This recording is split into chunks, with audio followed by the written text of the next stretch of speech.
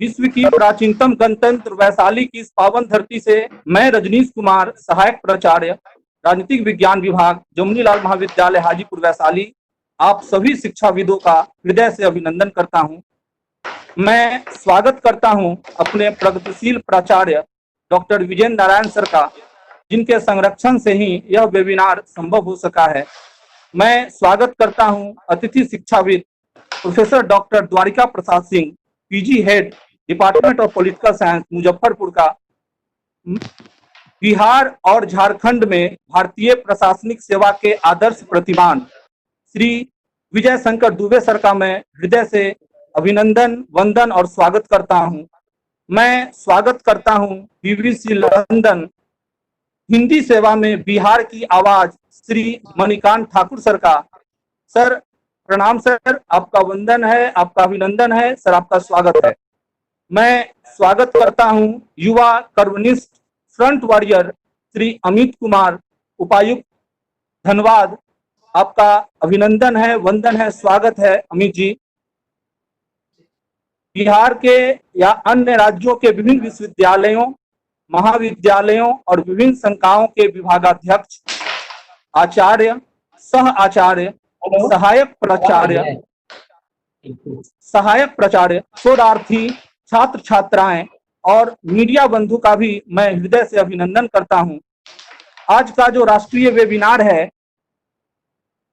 क्योंकि हम लोग कोरोनामयी वैश्विक समाज के दौर से गुजर रहे हैं, इस कोविड-19 ने समस्त विश्व की व्यवस्थाओं, शासन प्रशासन की भूमिकाओं, उसके स्वरूप और उसके प्रतिमानों पर एक प्रकार की प्रश्न चिन्ह और चुनौतियां प्रदान की है। साथ ही साथ जब हम शासन और प्रशासन की बात कर रहे हों, विशेषकर भारत जैसे विकासशील और लोक कल्याणकारी राज्य में, जहां आशा की जाती है प्रशासन से कि वह नागरिकों के पलने से कब्र तक का संरक्षण प्रदान करे, वैसी परिस्थिति में शासन और प्रशासन की जवाबदेही भारत में और भी अत्यधिक बढ़ जाती है और उसकी भूमिका चुनौती के रूप में सामने आती है। जब हम शासन और प्रशासन की बात करते हों और उस शासन प्रशासन के चौथे स्तंभ मीडिया की बात न करें, यह न्यायसंगत नहीं होगा, क्योंकि मीडिया ही शासन और प्रशासन को जीवंत और चलंत बनाए रखता है। तो मीडिया के समक्ष भी एक चुनौती है।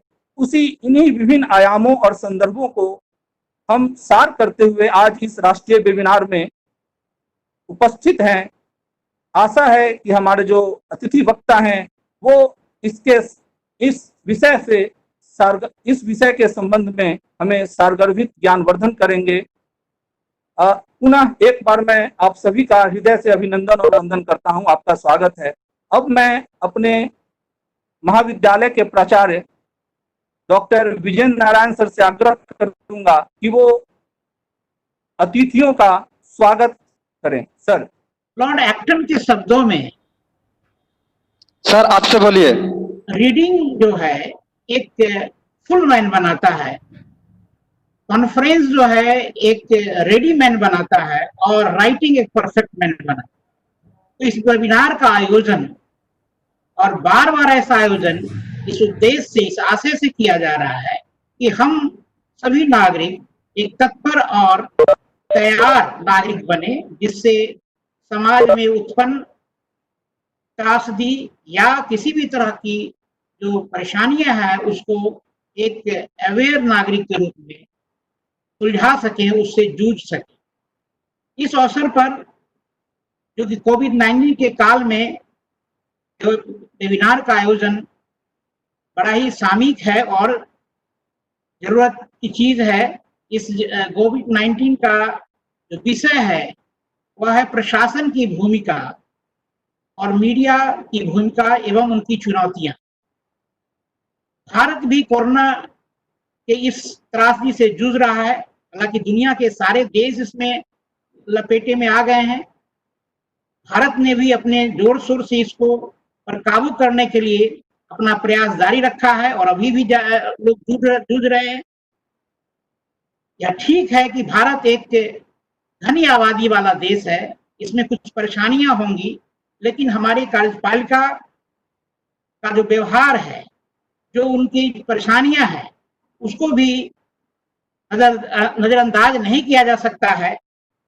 लेकिन दुख की बात यह है, उनके किसी भी काम या व्यवहार के लिए जब तक न्यायपालिका नहीं आती है, हमारे व्यवहार में, हमारे नीति में सुधार नहीं होता है।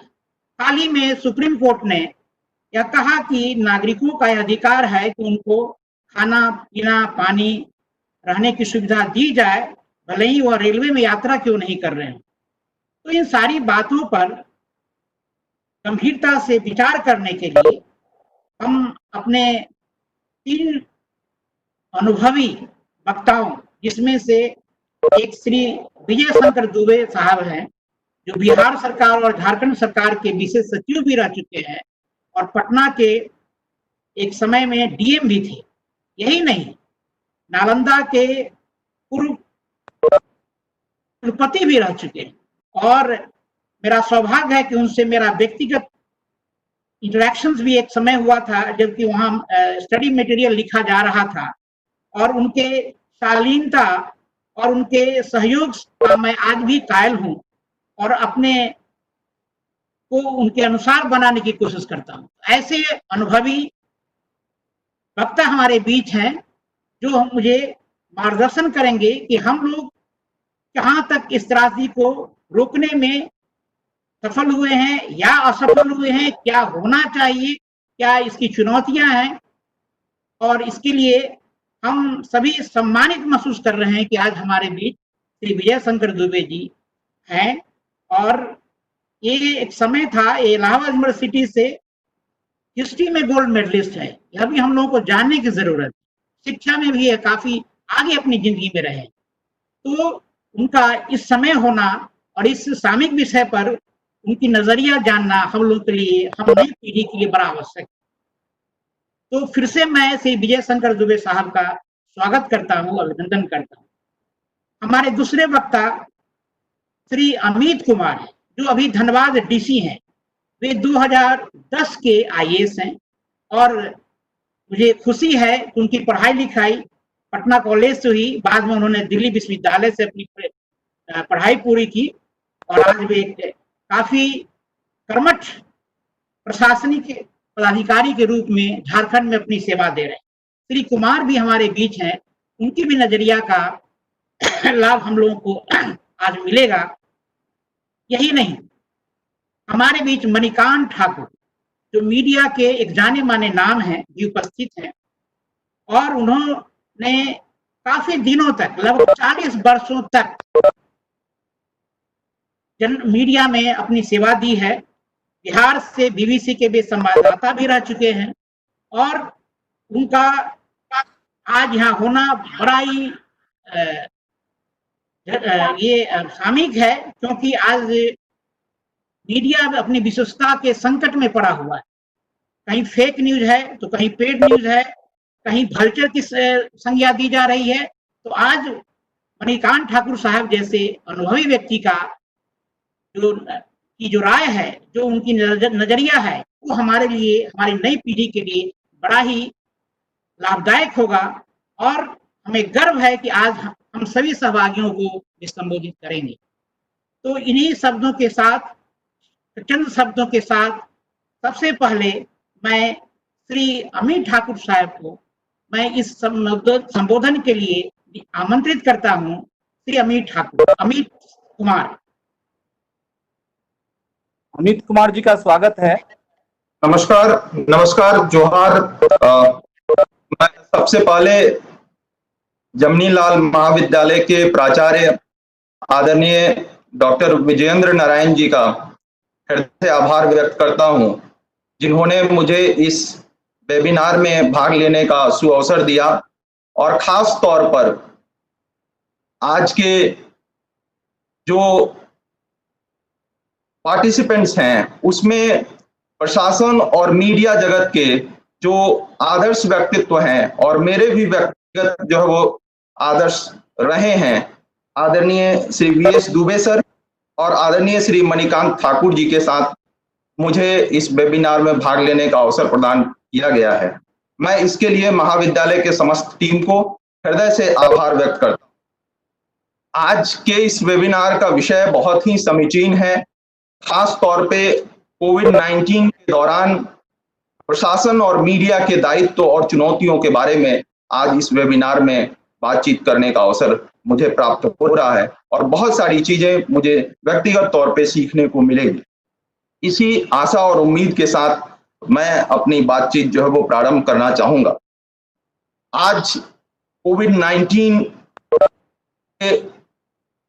जब वैश्विक महामारी का रूप ले ली है, ऐसी स्थिति में समस्त मानव जाति के समक्ष एक बहुत बड़ी चुनौती जो है वो पैदा हुई है और इसका समाधान जब तक इसके लिए कोई वैक्सीनेशन जो है वो डेवलप नहीं होता है, तब तक हमें इसे सामूहिक रूप से जन जागरूकता के माध्यम से अपने व्यवहार में परिवर्तन ला करके जो है वो इस पर हम लोग जो है वो अंकुश प्राप्त कर सकते हैं।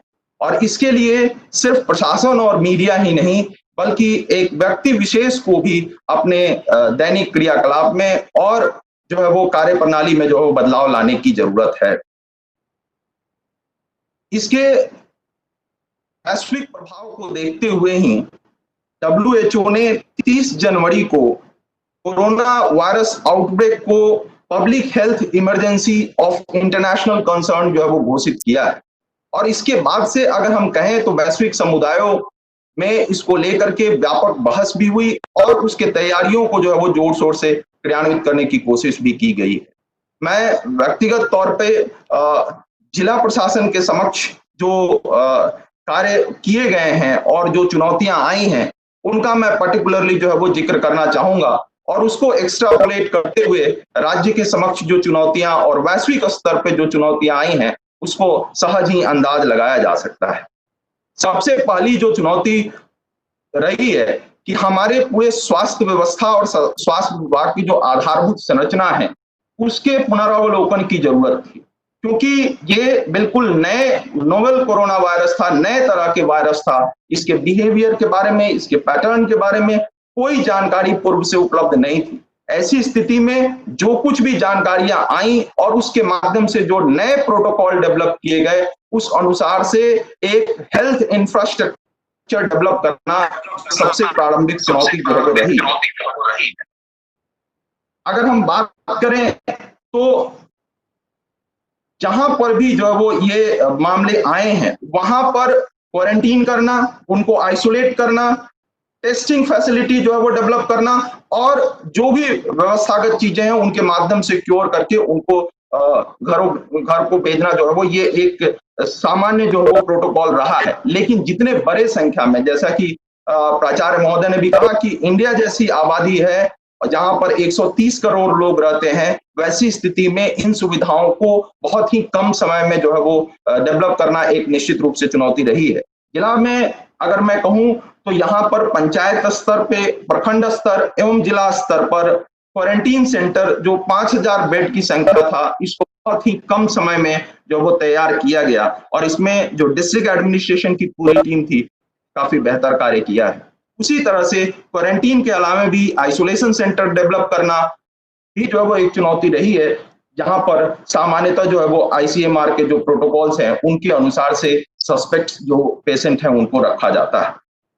ICMR के जो आंकड़े हैं और जो परिवार एवं स्वास्थ्य कल्याण मंत्रालय के द्वारा जो एडवाइजरी जारी की गई है, उसमें ये स्पष्ट रूप से बताया गया है कि भारत में 100 केसेस में 86 केसेस जो है वो एसिम्प्टोमेटिक हैं, जिन्हें जो है वो कोई किसी भी तरह के उपचार की जरूरत नहीं है, उनको आइसोलेट करके मॉनिटर करने की जरूरत है। 14% हैं जिनमें सिम्प्टोमेटिक हैं और 5% जो मरीज हैं उनको कहीं ना कहीं ICU एवं वेंटिलेटर के सपोर्ट देने की जरूरत है।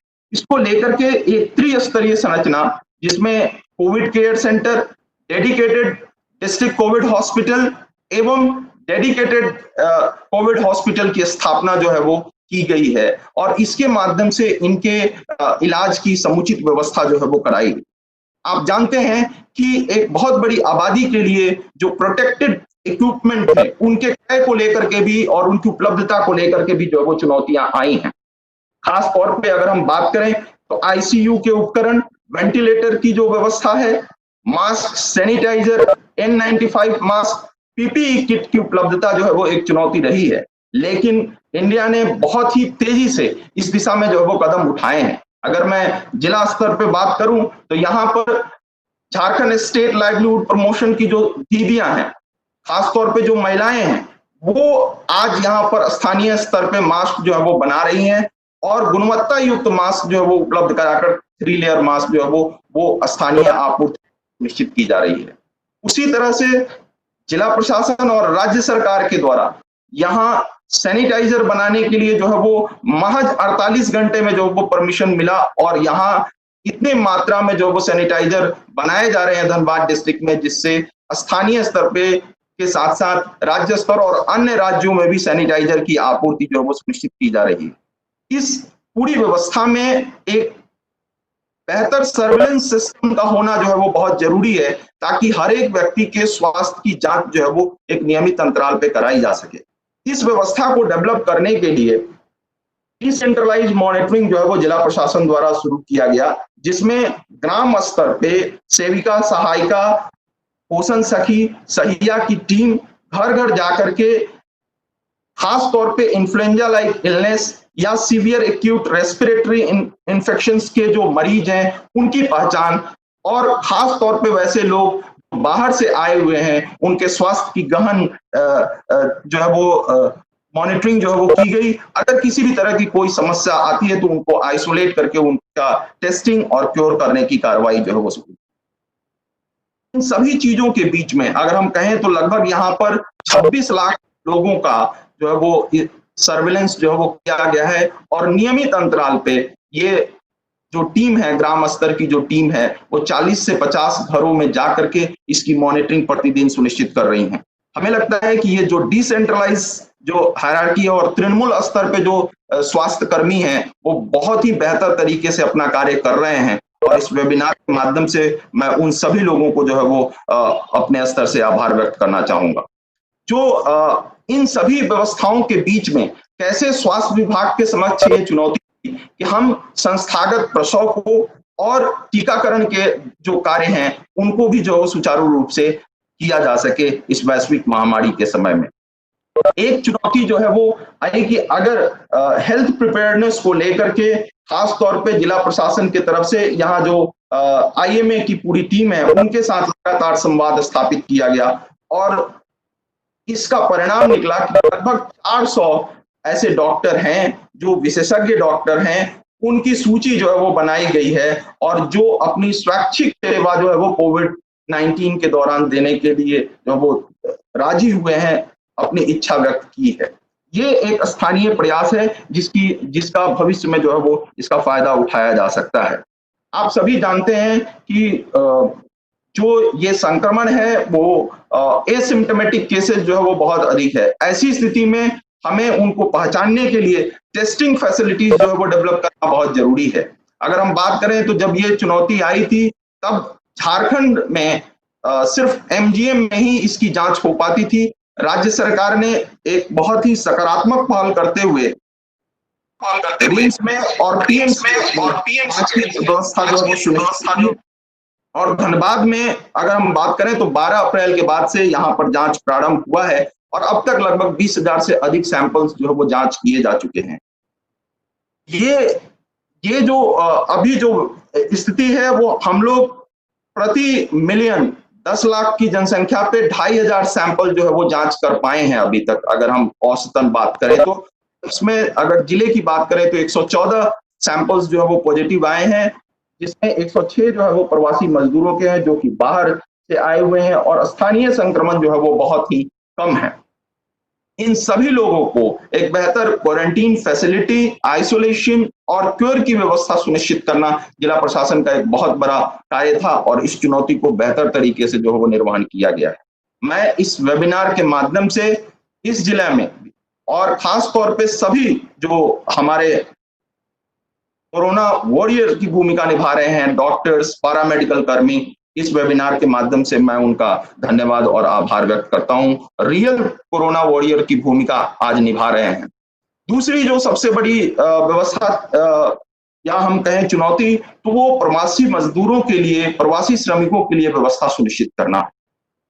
जब मूवमेंट की अनुमति केंद्रीय गृह मंत्रालय द्वारा दी गई, उस समय अगर हम कहें तो जो प्रवासी मजदूरों की स्थिति थी वो इस रूप में थी कि पहले से ही जो है वो काफी स्टैंडर्ड जो लेबर थे वो काफी परेशान थे। ऐसी स्थिति में उनका सुगम तरीके से उनको अपने घरों में वापसी सुनिश्चित करना जिला प्रशासन का एक सबसे बड़ा चुनौतीपूर्ण कार्य था।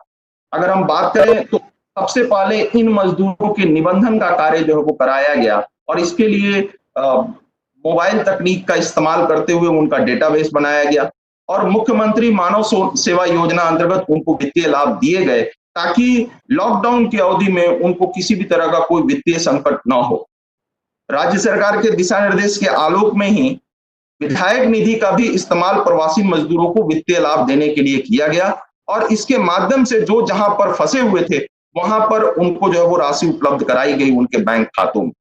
खास तौर पे लॉकडाउन के बाद की स्थिति में जब मूवमेंट को, रेस्ट्रिक्टेड मूवमेंट को जो है वो अनुमति दी गई तो रेलवे प्रशासन की मदद से लगभग 55 ट्रेनें जो है वो धनबाद रेलवे स्टेशन पे पहुंची हैं और वहां 60,000 से अधिक मजदूरों को सफलतापूर्वक जो है वो यहाँ पर आए हैं और उन्हें संबंधित जिलों में जो है वो भेजा गया है। अगर मैं धनबाद जिले की बात करूं तो लगभग 19,000 प्रवासी मजदूर धनबाद में लौटे हैं और इन लोगों के लिए समुचित व्यवस्था करना, खास तौर पे क्वारंटीन की फैसिलिटी, अगर उनमें सिम्टोमेटिक केसेस हैं तो उनके आइसोलेशन का और पॉजिटिव केस पाए जाने पर उनके समुचित इलाज की व्यवस्था करना। इन प्रवासी मजदूरों के लिए जो व्यवस्थाएं की गई हैं उनमें बेहतर तरीके से इनको जो है वो भोजन की व्यवस्था हो, पानी की व्यवस्था हो, आवासन की व्यवस्था हो, साफ सफाई और काउंसलिंग की व्यवस्था जो है वो की गई है ताकि अंदर जो सकारात्मक ऊर्जा है उसका संचार जो है वो किया जा सके। मैं ये बताना चाहूंगा कि राज्य सरकार ने जो व्यवस्था बनाई थी कि समीपवर्ती जो राज्य हैं, खासतौर पे बिहार, बंगाल, उड़ीसा, छत्तीसगढ़, इन और पूर्वी उत्तर प्रदेश, वहां से बसों के माध्यम से जो प्रवासी मजदूर थे उनको लाने की व्यवस्था की गई। जो अन्य प्रांत थे वहां से जो वो ट्रेनों के माध्यम से वो प्रवासी मजदूर अपने अपने घरों को लौटे हैं और जो सुदूरवर्ती क्षेत्र है, खासतौर पे अंडमान निकोबार और लेह लद्दाख के जो क्षेत्र है वहां से हवाई मार्ग के द्वारा जो है वो इन मजदूरों को जो है वो लाया गया है। पूरी तरह से ये जो भी मजदूर हैं झारखंड आने के लिए उन सभी को फैसिलिटेट जो है वो किया जा रहा है ताकि कहीं पर भी स्ट्रेस जो है वो पैदा ना हो।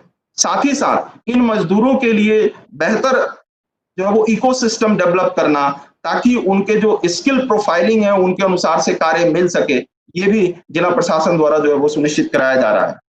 खास तौर पे अगर हम सीजनैलिटी मैपिंग की बात करें मनरेगा के अंतर्गत तो एक विशेष अभियान जो है वो झारखंड में शुरू की गई है, पानी रोको पौधा रोपो अभियान। इसमें ग्रामीण क्षेत्रों में जल संचयन की जो योजनाएं हैं, वृक्षारोपण की योजनाएं हैं, उनको व्यापक स्तर पर क्रियान्वित करने का निर्णय जो है वो लिया गया है और खास तौर पे जो अकुशल मजदूर जो बाहर से लौटे हैं उनको जॉब कार्ड उपलब्ध करा करके उनसे कार्य जो है वो किया जा रहा है और स्थानीय जो इकोसिस्टम है उसको जो है वो बेहतर करने की कोशिश की जा रही है।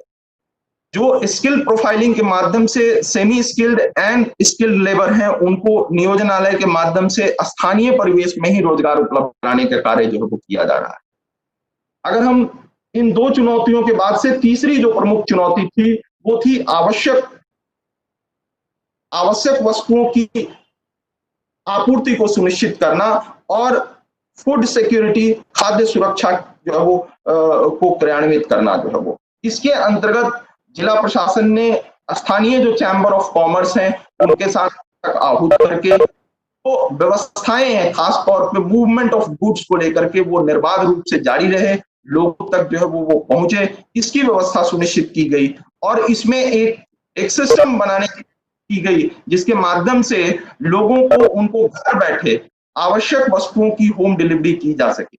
इसमें स्टेक होल्डर्स, विभिन्न वॉलंटियर्स की मदद ली गई और एक महज कॉल के माध्यम से ये आवश्यक वस्तुओं की आपूर्ति घर तक कराई गई है। ये एक बहुत ही सुखद अनुभव रहा है कि लोगों को इस आवश्यक सामग्रियों के लिए बाहर ना जाना पड़े, और इसके लिए जो है वो व्यापक अरेंजमेंट्स जो है वो किए गए हैं। वहीं दूसरी तरफ अगर हम बात करें तो जो वल्नरेबल ग्रुप हैं उनके खाद्य सुरक्षा की व्यवस्था करना राज्य सरकार की प्राथमिकताओं में से एक था, और इसे सुनिश्चित करने के लिए अप्रैल माह में 2 महीने के अनाज, मई महीने में 2 महीने के अनाज और जून महीने में जो अनाज जो उपलब्ध कराया जा रहा है, ताकि लोगों को किसी भी स्तर पे खाद्यान्न संकट का सामना न करना पड़े। ऐसे लोग जो किसी कारण से जो राष्ट्रीय खाद्य सुरक्षा अधिनियम से नहीं जुड़े हैं, उनको ये अवसर प्रदान किया गया है कि उसका लाभ जो वो उठा सकते हैं, और इसके बावजूद भी अगर कोई छूट जाती है तो उनके लिए जो आकस्मिक खाद्यान्न योजना के अंतर्गत जो है वो लाभ दिया जा रहा है। मैं ये स्पष्ट करना चाहूंगा कि जी हाँ, आवाज जी, हम आपको सुनना चाह रहे थे और ज्यादा सुनना चाह रहे थे, लेकिन थोड़ा सा हम लोग की बाध्यता है समय का, तो इसी समय को ध्यान में रखते हुए मैं 2 मिनट में समाप्त करूंगा। जी। मैं यहाँ पर एक विषय जो है वो लाना चाहूंगा कि इस पूरी व्यवस्था में अगर हम बात करें तो सरकार, प्रशासन, मीडिया सबकी महत्वपूर्ण भूमिका है, लेकिन इसमें कम्युनिटीज को, समुदाय को जो है वो जागृत करने की जरूरत है, उनके बीच में जो जागरूकता लाने की जरूरत है, और व्यवहार परिवर्तन जो जरूरी है। मैं ये बात कहना चाहूंगा कि किसी भी कोने से देखें, और इस जिले में भी जो है वो कई मदद के हाथ जो है वो बड़े हैं, खासतौर पे सिविल सोसाइटी ऑर्गेनाइजेशन, एनजीओ, व्यक्तिगत रूप से भी जो है वो, और जो एनएसएस के हैं वॉलेंटियर्स हैं, एनवाई के वॉलेंटियर्स हैं, उनके भी सहयोग मिल रहे हैं, और ऐसे लोगों की संख्या हजारों में है जो स्थानीय स्तर पर अपने सहयोग जो है वो कर रहे हैं, और लोगों को जो है वो इस मुसीबत के समय में जो है वो मदद करने के लिए आगे बढ़ रहे हैं। मैं बहुत सारी बातें हैं, खास तौर पे अगर हम लॉकडाउन इम्प्लीमेंटेशन की बात करें, या जो गरीबों के कल्याण के लिए योजनाएं चलाई जा रही हैं उनके क्रियान्वयन की बात करें, इन सब चीजों में जो है वो कार्य हो रहे हैं। लेकिन जो चुनौती है प्रशासन के समक्ष वो ये है कि हम कैसे एक रेस्पॉन्सिव एडमिनिस्ट्रेशन जो है वो लोगों को उपलब्ध कराएं, ऐसा एडमिनिस्ट्रेशन जो लोगों को जो है वो उनके संकट के समय में तुरंत रिस्पॉन्ड करे, एक प्रभावी जो है वो ग्रीवांस रिड्रेसल सिस्टम के साथ जो है वो काम करे, और यहाँ पर उसको हम लोग क्रियान्वित कर रहे हैं कि कोई भी योजनाएं, कोई भी शिकायत अगर आती है, 181 जो टोल फ्री नंबर है, 1950 जो टोल फ्री नंबर जारी किए गए हैं, उनका ससमय निराकरण किया जाए, और जो खास तौर पे वल्नरेबल ग्रुप हैं उनकी सुरक्षा, उनकी खाद्य सुरक्षा, उनके स्वास्थ्य की बेहतर जो ये सारी सिस्टम जो है वो डेवलप करना एक बहुत बड़ी चुनौती है। मैं मीडिया की भूमिका को भी जो इसमें रेखांकित करना चाहूंगा, खास तौर पे जन जागरूकता को लेकर के, प्रामाणिक सूचनाओं को जो है वो लोगों तक पहुंचाने को लेकर के जो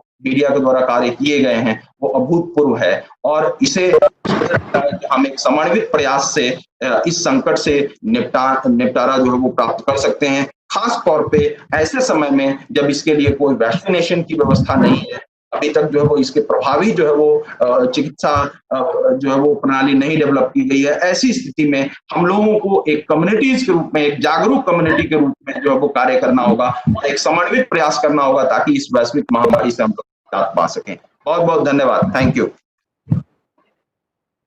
बहुत बहुत धन्यवाद अमित जी, आभार आपका। आपने गागर में सागर भरने का कार्य किया। जैसा कि अमित जी ने बतलाया कि मीडिया और प्रशासन के समक्ष तो चुनौतियां हैं ही, उनके व्यवहार और उनकी जो कार्यशैली है उसमें परिवर्तन की तो आवश्यकता है ही, साथ ही साथ आम जनों को भी जागरूक और अपने व्यवहार में परिवर्तन लाने की आवश्यकता है, ताकि इस अदृश्य चुनौती का सफलतापूर्वक सामना किया जा सके। धन्यवाद अमित जी। अब मैं डॉक्टर धर्मेंद्र कुमार सिंह सर से आग्रह करूंगा कि वो मणिकांत ठाकुर सर के बारे में एक संक्षिप्त परिचय प्रदान कर उनको आमंत्रित करें। धर्मेंद्र जी।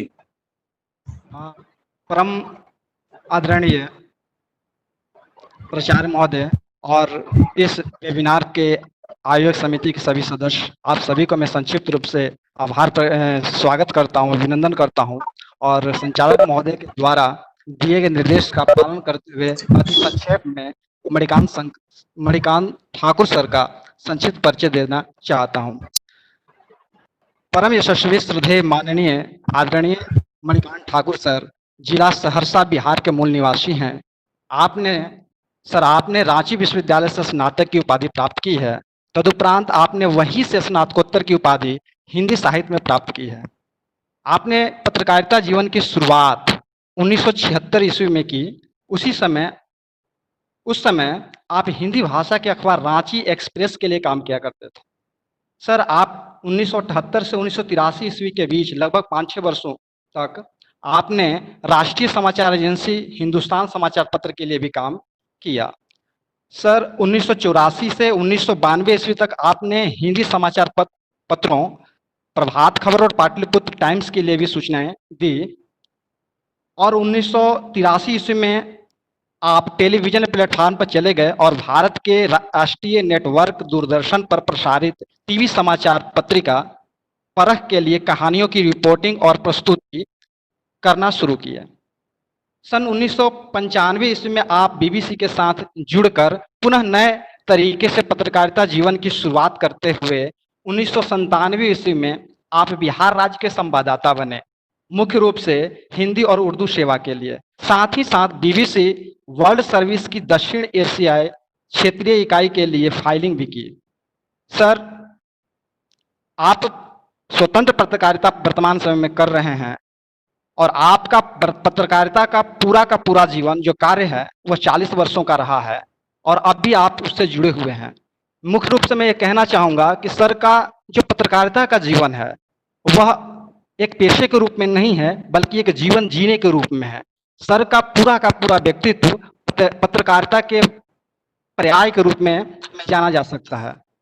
सर के संदर्भ में एक पंक्ति में कहना चाहूँगा वह यह कि पसीने की स्याही से जो लिखते हैं इरादों को, उसके मुकद्दर के सफ़ेद पन्ने कभी कोरे नहीं होते। सर का जो यशस्वी व्यक्तित्व है वह सबके लिए प्रेरणा स्रोत है। सर आज भी वह पत्रकारिता का जीवन जी रहे हैं और पत्रकारिता के समक्ष अपनी अहम भूमिका उसके माध्यम से अपनी अहम भूमिका निभाते हुए आम जन के लिए अपने आप को सुलभ कराते हैं। सर का मैं बहुत बहुत आभारी हूं और सर से निवेदन करता हूं, गुजारिश करता हूं कि वे अपना महत्वपूर्ण वक्तव्य हम लोगों को दें ताकि हम लोग लाभान्वित हों। आदरणीय सर मणिकांत ठाकुर सर। इस वेबिनार में शामिल आप सबको नमस्कार। अभी मेरा परिचय देते हुए आपने जितना कुछ मेरे बारे में कहा है ये सब आप लोगों का बड़प्पन है कि आपने मेरे बारे में ये ख्याल बनाया है। आभार आप सबका। आज जो विषय है यहाँ चर्चा के लिए उसमें मैं ख़ास तौर पर इस कोरोना काल में मीडिया की क्या भूमिका होनी चाहिए, कैसी भूमिका है और मीडिया के समक्ष कितनी चुनौतियां हैं, इसके बारे में संक्षिप्त रूप में ही सही कुछ जिक्र करना चाहूँगा। और ये भी चाहूँगा कि जब मेरा आरंभिक वक्तव्य समाप्त हो तो आप लोगों में से जिन लोगों को भी कोई जिज्ञासा हो, कुछ पूछने का मन हो तो आप पूछ सकते हैं सवालों के रूप में। तो चलिए शुरू करते हैं। सबसे पहले ये जाने कि इस समय में, इस संकट की घड़ी में पत्रकारों की भूमिका क्या होती है, मीडिया की भूमिका कैसी होनी चाहिए। तो मेरे ख्याल से अगर हम उदाहरण देते हुए आपसे बात करें वो ये इस रूप में शुरुआत करते हैं कि जब कोरोना वायरस का प्रवेश हुआ भारतवर्ष में, उस समय में ही हम लोगों ने महसूस किया था कि सरकार को जल्दी सचेत हो जाना चाहिए था, उसमें विलंब नहीं होना चाहिए था। जैसे केरल से खबर आई कि वहां 2-3 लोग इससे संक्रमित हैं और उनमें से एक की मृत्यु हुई है, उसी समय में लगा था कि सरकार गंभीरता से इसको ले। लेकिन अफसोस की बात है कि उस समय केंद्र की सरकार और कई कामों में इस तरह व्यस्त थी कि उसने गंभीरता से नहीं लिया। उस समय संसद का सत्र भी चल रहा था और मध्य प्रदेश के चुनाव की भी गहमागहमी थी और ट्रंप आए हुए थे भारतवर्ष में तो उसको लेके भी चर्चाएं थी और दिल्ली में सांप्रदायिक दंगे हो गए थे। तो ये सब ऐसा माहौल बना था कि जब उसी समय से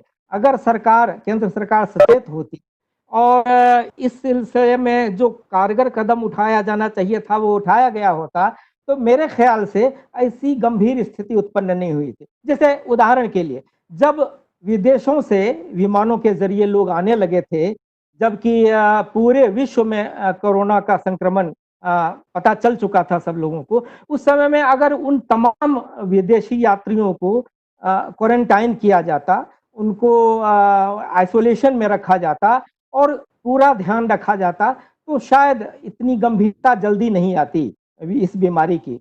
तो वो उस समय में कहीं से चूक हुई। और मीडिया की जो यहाँ भूमिका है, वो भी उस समय में मीडिया ने भी आकलन सही ढंग से नहीं किया कि ये इतना फैल सकता है, ये गंभीर रूप ले सकता है। उसी समय में सवाल उठाए जाने चाहिए थे और पूरी सख्ती के साथ सरकार से पूछा जाना चाहिए था कि आप जल्दी से जल्दी इस बाबत पूरा इंतजाम करने में या जो उपचार के जो साधन हैं उसको जुटाने में, उसका इंफ्रास्ट्रक्चर को मजबूत करने में सरकार को और ये सवाल उठा के सरकारों को सक्रिय किया जाना चाहिए था, जो कि मेरे ख्याल से नहीं हो पाया।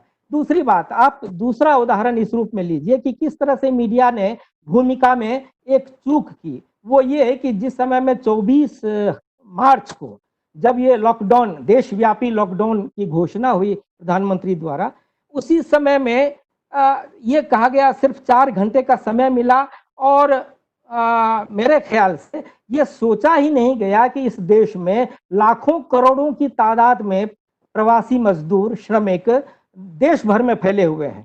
वो इस हालत में 4 घंटे के बाद क्या सोचेंगे, क्या करेंगे, कहाँ जाएंगे, कैसे व्यवस्था करेंगे, ये 3 हफ्ते का जो लॉकडाउन है वो आगे बढ़ेगा, इसकी भी संभावना थी। तो वो जो ऐसे हालात उत्पन्न हो गए कि अगले दिन से ये पता चलने लगा कि वो श्रमिक जो हैं वो बहुत परेशान हो गए हैं और सरकार ने नहीं सोचा कि उनको किस तरह से सेटल करना है, कहाँ भेजना है, कैसे करना है। तो उस समय अगर मीडिया ये सवाल उठाता, अगर मीडिया में ये बातें आती कि इनको पहले ही 1 सप्ताह, अगर आप जान रहे थे कि ये बीमारी है और इस तरह से फैल सकती है, ये संक्रमण बहुत गंभीर रूप ले सकता है, तो होना ये चाहिए था कि पहले से व्यवस्था की जाती और ये व्यवस्था इस तरह से की जाती कि उनको कह दिया जाता ट्रेन और बसों के जरिए कि आप अपने अपने स्थान पर चले जाएं, लंबे समय तक आपको कैद रहना पड़ सकता है अपने अपने घरों में। तो वो और सरकार उस तरह की व्यवस्था करती, वो लोग अपने अपने ठौर ठिकाने पर चले जाते और तब ये जो अफरा तफरी मची वो नहीं होती। तो एक तो वहां चूक हुई और मीडिया ने भी उस समय में ये इतनी बात इसको गंभीर नहीं माना और इस पर सवाल भी सरकार के सामने में नहीं खड़े किए कि ये जल्दी से जल्दी ये होना चाहिए था कि उनको जगह पर पहुंचा दें, नहीं तो ये जैसे जैसे समय बीतेगा वैसे वैसे उनकी निराशा बढ़ेगी, उनकी समस्याएं बढ़ेंगी, वो कैसे अपनी भूख मिटाएंगे, ये सारी बातें उस समय में पहले ही तय हो जानी चाहिए थी। खैर वो तो नहीं हुआ। अब मेरे ख्याल से ये जो संक्रमण वायरस का संक्रमण है, ये अब जिस रूप में आ चुका है, मुझे लगता है कि अब मीडिया की इसमें एक अलग भूमिका हुई, बदलाव का दौर आप इसे कह सकते हैं। ये इतने क्षेत्रों में बदलाव हो रहे हैं, मीडिया में तो है ही, राजनीति में, जीवन के हर एक क्षेत्र में बदलाव की स्थिति उत्पन्न हुई है, हर कुछ बदलने लगा है। ये और आगे भी कब तक बदलता रहेगा ये आप अभी से नहीं तय कर सकते, अभी नहीं कर सकते। तो मेरे ख्याल से ये होना चाहिए था कि मीडिया बदलाव के लिए पूरी तैयारी इस तरह से करे कि आगे ये जीवन जो है वो सहज हो सके लोगों का और मीडिया उसमें लोगों और सरकार के बीच एक पुल का काम करे और जरिया बने कि और इस तरह से बातों को उठाए। होता ये है कि इस बदलाव की घड़ी में, इस ट्रांजिशन फेज में एक शब्द पर मैं खास तौर पे आप लोगों का ध्यान खींचना चाहूंगा।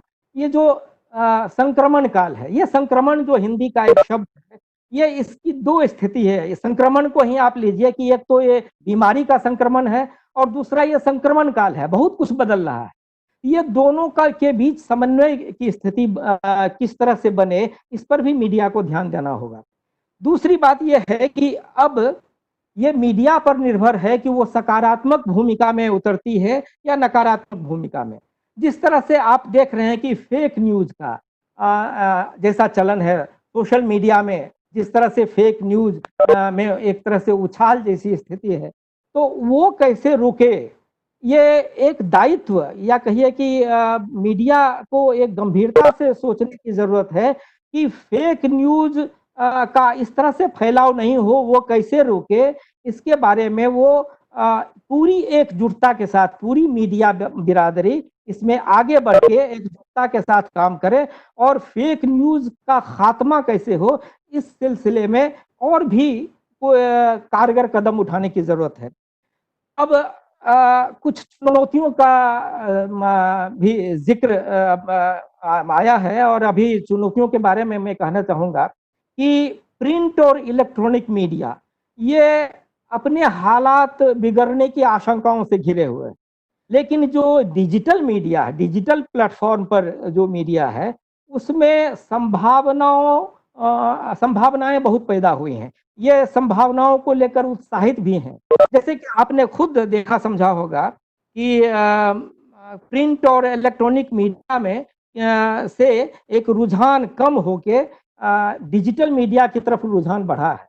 पूरी डिजिटल मीडिया के लिए ये कोरोना का समय एक ऐसा समय है जिसमें ये बहुत ही गुणवत्ता के साथ अपनी क्षमता को दिखा सकता है। और इस सिलसिले में कुछ बातें, कुछ काम भी शुरू हो गए हैं। बहुत जगह तो ऐसा हुआ है कि अब विज्ञापन दाताओं का भी रुझान जो है वो प्रिंट और इलेक्ट्रॉनिक मीडिया से ज़्यादा दिखने लगा है कि ये डिजिटल मीडिया की तरफ है। और ये जो क्वारंटाइन पीरियड में लोग जाते हैं, 2 गज की दूरी की बात की जा रही है, किस तरह से वो एहतियात बरतें, ये इन तमाम स्थितियों में मीडिया के लिए काम करना सबसे ज़्यादा आसान हो गया है डिजिटल माध्यम से, डिजिटल मीडिया के जरिए। इसलिए मेरे ख्याल से इसमें इस क्षेत्र में जो लोग काम कर रहे हैं डिजिटल मीडिया के क्षेत्र में, इनको और इनके आयाम और बढ़ें, विभिन्न पहलुओं को समेट के ये किस तरह से मजबूती के साथ इस कोरोना काल में भी लोगों के जीवन को संवारते हुए जो आगे बढ़ने की जो एक चाहत होनी चाहिए, वो डिजिटल मीडिया के माध्यम से जो लोग जुड़े हैं पत्रकारिता में, जो पत्रकार हैं, उनको इसमें विशेष रूप से आगे आने की जरूरत है। अब जैसे एक जिक्र और में तो मीडिया पर हमले इधर बढ़े हैं, पहले भी हो रहे थे हमले, लेकिन इधर मीडिया पर हमले बढ़े हैं। इसकी वजह यह है कि जब राजनीति हो या समाज में या किसी भी क्षेत्र में जो लोग काम कर रहे हैं, वो अगर उनको पोल खुल जाने के आगे किसी भ्रष्टाचार के मामले में या किसी अत्याचार के मामले में जब पोल खुलने की आशंका होती है, पोल खुलने की संभावना बढ़ जाती है, तो वो थोड़ा सा आक्रामक हो उठते हैं। और जब आक्रामक उठेंगे तो सबसे पहला हमला वो उस मीडिया पर करना चाहते हैं जो मीडिया पोल खोलने की दिशा में कदम बढ़ा चुका होता है।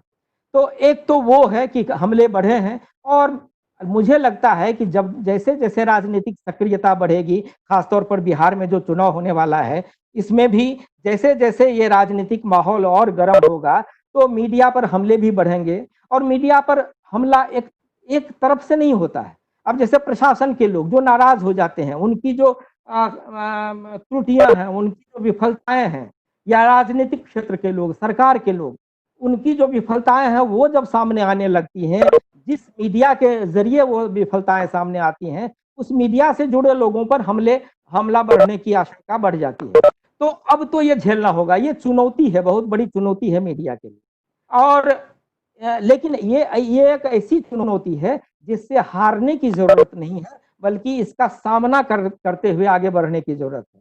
इसमें जाहिर है कि संघर्ष बहुत ज्यादा है, लेकिन एक स्थिति यह भी बनती है कि बहुत सारे हमारी बिरादरी के लोग, मीडिया से जुड़े हुए लोग संघर्ष से अगर बचेंगे, अगर सच को सच कहने की हिम्मत नहीं जुटाएंगे, अगर झूठ कह के और उसके खिलाफ जो मुहिम चलने जैसी स्थिति में अगर अपना सहयोग नहीं करेंगे, तो जाहिर है कि तब मीडिया पर भी आक्षेप होगा, मीडिया पर भी लोग शंका व्यक्त करेंगे। और ये होता भी है, फेक मीडिया या पेड मीडिया को लेके, इस तरह की बहुत सारी बातें हो चुकी थी। लेकिन ये जो समय है, ये समय ऐसा है, इतना बड़ा संकट है कि इसमें मीडिया को ये सोचना पड़ेगा कि वो अपने जैसे प्रो पीपुल मीडिया वो कैसे अपने को साबित करे।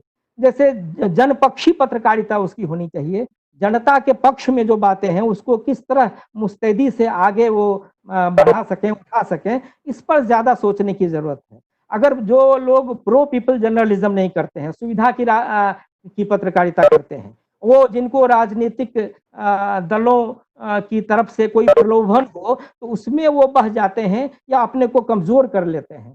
तो ऐसी स्थिति में ये जो समय है, ये समय और ये जो लोग हैं जिनके लिए आप कमिटेड हैं, माना कमिटमेंट आपका लोगों के प्रति है कि उनको सही सूचनाएं आप दें, वो बहुत ही निराश होंगे। और वो अगर मीडिया से निराश होंगे तो जाहिर है कि समस्याएं हर तरह से बढ़ेंगी। और ये नहीं बढ़े, इस लिहाज से प्रशासन को भी इसमें ये समझना होगा। अगर प्रशासन के, जैसे कि हाल का एक उदाहरण मैं आपको दूं, बहुत जल्दी अपनी बातों को समेटूंगा कुछ बातें कह के। ये देखिए, जैसे क्वारंटाइन सेंटर्स जो है, केंद्र जो खुले, उसमें अगर व्यवस्था थी, खाना पीना ठीक ढंग से नहीं मिल रहा था, जो सरकार कह रही थी वो उतनी सहायता मिल नहीं पा रही थी, तो हंगामा हुआ कई केंद्रों पर। और हंगामा होने के बाद जब इन लोगों ने विरोध किया तो मीडिया में ये बातें आने लगी। लेकिन तमाम जिलों में जिला प्रशासन के लोगों ने इसको इस बचने के लिए एक तरह से वो दबाव अपने केंद्रीय सरकार के, राज्य सरकार की तरफ वो ये इशारा किया कि अब अगर ये ज्यादा बढ़ा तो इसमें लोगों के बीच में और निराशा बढ़ेगी, हताशा बढ़ेगी। तो इसको रोकने की जरूरत है और खास करके पर्दा डालने की भी जरूरत महसूस हुई। इसीलिए रोक लगा दी गई कि ये कैमरा लेके पत्रकार क्वारंटाइन सेंटर के अंदर नहीं जाएंगे। लेकिन हुआ क्या कि बात जो है वो छिप नहीं पाती है, खुल के सामने बाहर ही आ जाती है। प्रशासन का ये प्रयास जो हुआ वो अच्छा प्रयास नहीं था। मीडिया के साथ सहयोग करके, उनके साथ समन्वय करके, पारदर्शिता अपना के, ये ट्रांसपेरेंसी दिखा के वो चाहते तो समस्याओं का हल कर सकते थे। और जहां उनकी कमजोरी थी उसको खुल कर वे स्वीकार कर सकते थे। आज हमने सुना अमित कुमार जी ने कहा, ये अधिकारी हैं धनबाद में, इन्होंने कहा कि कितना सारा इंतजाम इन्होंने किया है। लेकिन ये सारा अगर सच होता, ये हर जिले में अगर यही ऐसी ही अच्छी व्यवस्था होती तो शायद लोगों के बीच में वो आक्रोश पैदा नहीं होता जिस तरह से हुआ।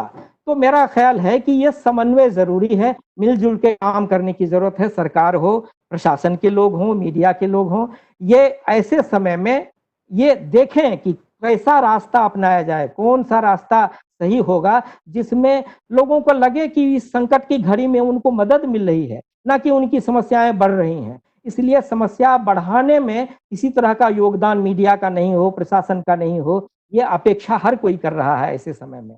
तो अगर आप कुछ इस पर सवाल पूछना चाहेंगे मीडिया की भूमिका और चुनौतियों को लेके, तो मैं उसका जवाब दूंगा। अभी बस इतना ही, शुक्रिया। धन्यवाद सर। आपने इस कोरोना काल में जो मीडिया की चुनौतियां हैं और खुद मीडिया चुनौतियों से जूझ रहा है, इसके बारे में बहुत ही सारगर्भित बातें रखी। सर, आपने मार्गदर्शन किया, उसके लिए सर बहुत बहुत आभार, साधुवाद। अब मैं डॉक्टर एसपी सिंह सर से आग्रह करूंगा कि वो VS दुबे सर के बारे में संक्षिप्त परिचय दे और उनको आमंत्रित करें। Sir, SP sir. Good afternoon to all of you.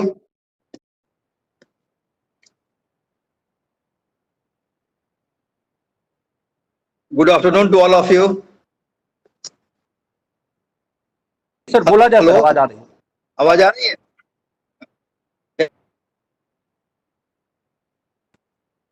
साहब जी को इंट्रोड्यूस करने का मौका दिया गया है। ऐसे उन्हें कोई इंट्रोडक्शन की मोहताज नहीं है, उन्हें पूरा बिहार, पूरा भारत जानता है। लेकिन एक औपचारिकता के कारण मैं कुछ उनके बारे में बताना चाहता हूं जो बहुत लोगों को पता नहीं होगा। श्री VS दुबे साहब 62 में इलाहाबाद यूनिवर्सिटी से गोल्ड मेडलिस्ट होने के बाद हिस्ट्री विभाग में इन्होंने अपना कैरियर की शुरुआत एक assistant professor in history and archaeology में शुरू किया और 4 साल तक वे असिस्टेंट प्रोफेसर रहे। इस 4 साल के अंतर्गत उन्होंने बहुत सारे कार्यों को किया। पहला तो जो मेगालिथिक जो मॉन्यूमेंट्स है, जिसका यूके में था, इंडोनेशिया में था, भारत में कहीं नहीं मिल रहा था, इसको खोजने का कार्य श्री VS दुबे साहब ने किया, इनके टीम ने किया, जिसके ये भी मेंबर थे। फिर जो सोलन वैली है, जो इलाहाबाद, मिर्जापुर, वाराणसी तक फैला हुआ है, इसमें मेसोलिथिक जो साइट्स है, इसका भी पता उन्होंने लगाया इस 4 वर्षों के अंतर्गत। और अशोकन जो इंस्क्रिप्शंस है, जो अरोरा में है, मिर्जापुर में, उसका भी पता लगाने का कार्य इनका टीम ने किया। और सबसे बड़ी बात जो आज हम लोग अयोध्या के बारे में जानते हैं, अयोध्या में भी इन लोगों का कार्य चला और इनके ही खोज के समय यह पता चला कि राम राज्य के समय, चाहे रामायण के समय जो यहाँ कुछ हैं, इसे भी पता लगाया जा सकता है। इसी बीच 1966 में ही सर का IAS के रूप में अपॉइंटमेंट हुआ। और आज जो चारा घोटाला जो सब लोग जानते हैं, यह जनता के बीच में लाने का कार्य जब ये फाइनेंस सेक्रेटरी थे तभी उसी समय हुआ। यह भी एक सौभाग्य की बात है कि एक ऐसा IAS ऑफिसर जिसे प्राइम मिनिस्टर ऑफ इंडिया जानता हो, जब बिहार शरीफ में कॉमनल राइट हुआ, मिसेस इंदिरा गांधी पटना आई, बिहार आई और उन्होंने श्री VS दुबे साहब को, जो पटना के DM भी थे, OSD के रूप में बिहार शरीफ भेजा गया और इनके जाते ही विदिन 10 आवर्स कॉमनल राइट्स को भी रोका गया। श्री VS दुबे साहब एक ऐसे IAS अधिकारी हैं जो 2 राज्य के चीफ सेक्रेटरी रहे, बिहार और झारखंड के। ऐसा किसी को मौका भी नहीं मिला है। और बेसिकली ये टीचर हैं। जब इनका रिटायरमेंट हुआ तो फिर नालंदा ओपन यूनिवर्सिटी के 2 बार वाइस चांसलर बने। बड़े सौभाग्य की बात है कि हम पर स्नेह रखते हैं। और आज इस कोरोना युग में, कोविड-19 के समय में प्रशासन की क्या भूमिका होगी, हमें नहीं लगता है कि इनसे ज्यादा कोई उपयुक्त व्यक्ति इस पर प्रकाश डाल सकता है। अतः मैं श्री VS दुबे साहब से अनुरोध करता हूं कि अपने विचारों को हम सभी के सामने रखें। धन्यवाद।